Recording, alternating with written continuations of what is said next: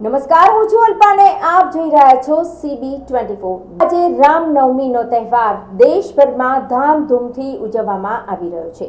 આ વખતની રામનવમી ખૂબ જ ખાસ છે, કારણ કે અયોધ્યામાં રામ મંદિરના નિર્માણ બાદ રામલલ્લાની આ પહેલી રામનવમી છે। આ દરમિયાન રામલલ્લાની વિશેષ પૂજા કરવામાં આવી। રામલલ્લાનો સૂર્યાભિષેક થયો। આ અવસર પર રામ મંદિરનો વિશેષ શણગાર કરવામાં આવ્યો છે। રામનવમી નિમિત્તે રામલલ્લાનો સૂર્યાભિષેક થયો છે। આ સમયે રામ મંદિરમાં એક અદ્ભુત નજારો જોવા મળી રહ્યો છે।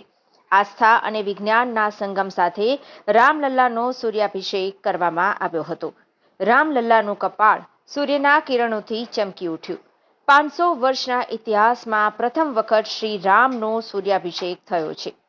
આજના ખાસ પ્રસંગ માટે રામલલ્લાનો ખાસ પોશાક તૈયાર કરવામાં આવ્યો છે, જે પીળા રંગનો છે।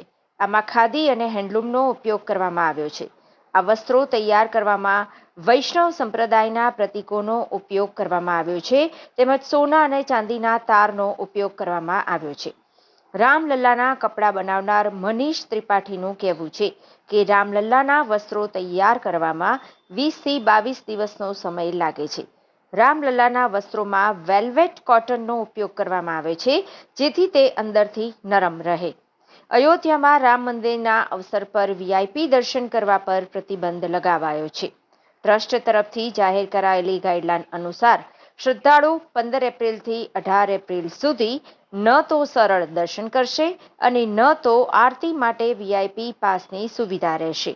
એટલે કે રામનવમી પર સામાન્ય અને ખાસ શ્રદ્ધાળુઓને દર્શન માટે એક જેવી જ વ્યવસ્થા રખાઈ છે। પ્રભુ શ્રી રામલલ્લા આ 4 દિવસોમાં તમામ શ્રદ્ધાળુઓને એક જેવા દર્શન આપશે।